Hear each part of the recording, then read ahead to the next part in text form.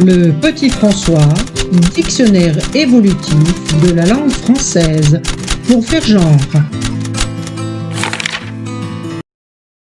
Bonjour, aujourd'hui on va parler du pronom yel. Yel, définition officielle. Petit Robert, version en ligne. Yel, pronom personnel sujet de la troisième personne du singulier, yel, et du pluriel, yels, employé pour évoquer une personne quel que soit son genre. Pour le petit Larousse, aucune définition à ce jour. Ce mot non genré n'existe pas pour eux. CNRTL, Centre national de ressources textuelles et lexicales, renvoie à une page de son volet Dictionnaire du moyen français, DMF, page vide. Pour Wikipédia, yel est un pronom personnel sujet non genré, de loin le plus utilisé et généralement présenté comme faisant consensus. Forme condensée de il et elle, il permet de traduire le they neutre anglais. La page du mot yel de Wikipédia est très instructive et je vous engage à la lire. C'est édifiant. Le lien est dans les commentaires. Pour l'Académie française, pas de yel dans le dictionnaire de l'Académie française, 9e édition, en cours.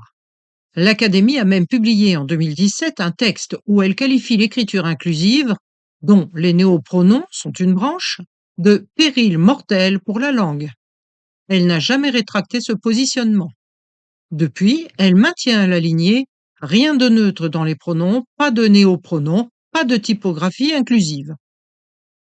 Ma réponse immédiate est indignée. Les bombes sont un péril mortel, les féminicides sont un péril mortel, le viol, l'inceste, le harcèlement sont des périls mortels. Mais un pronom neutre, sérieusement? L'Académie sait-elle seulement ce qu'est un péril en 2025? Ces académiciens sont-ils si occupés à se regarder et à se gamberger qu'ils ignorent la réalité de la vie, la réalité du monde? Mais à quoi sert une institution qui refuse d'accompagner la société?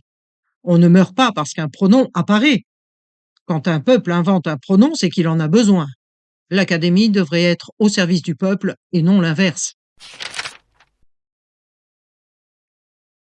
Définition moderne.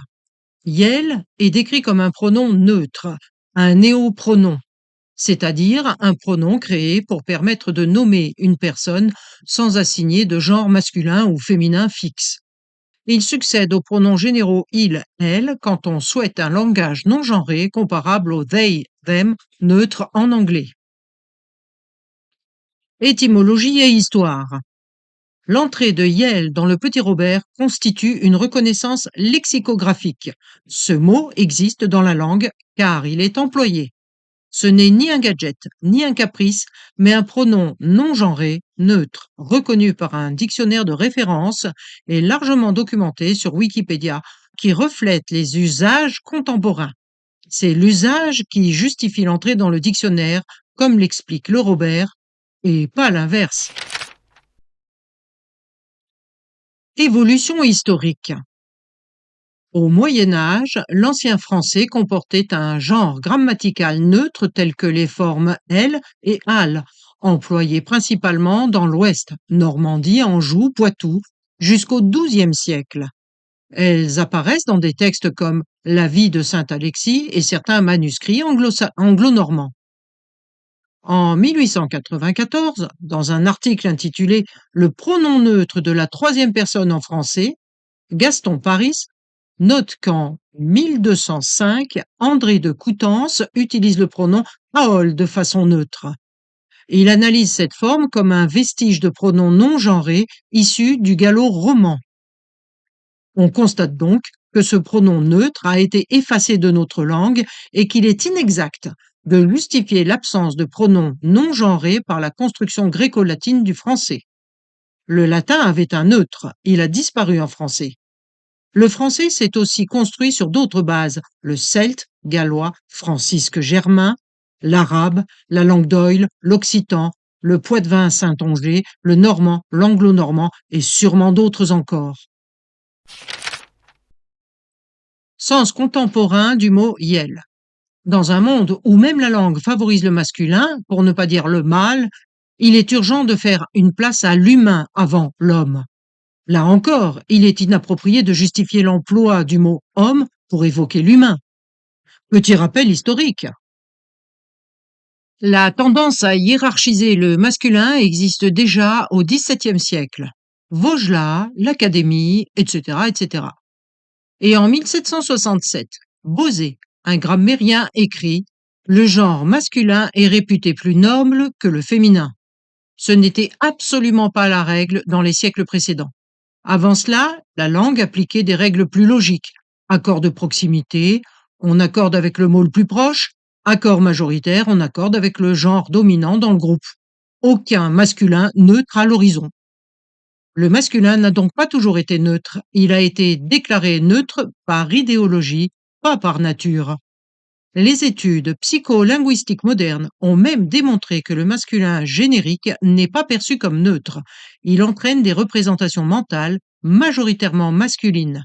Expérience de Gabriel et Gigax, par exemple, en 2008-2015. Ce n'est donc pas une opinion, c'est mesuré. Sixièmement, réflexion critique. Historique rapide. En ancien français, homme, homme, signifiait être humain, mâle. Le sens être humain en général est venu plus tard, par extension. Au XIXe siècle, même l'Académie française a débattu de la question. Pouvait-on vraiment utiliser homme pour désigner l'humanité sans effacer les femmes? La neutralité était déjà contestée. Donc dire que homme égale humain est neutre, c'est historiquement faux. C'est une généralisation masculine. Même les linguistes contemporains confirment que la langue française invisibilise le féminin. Exemple.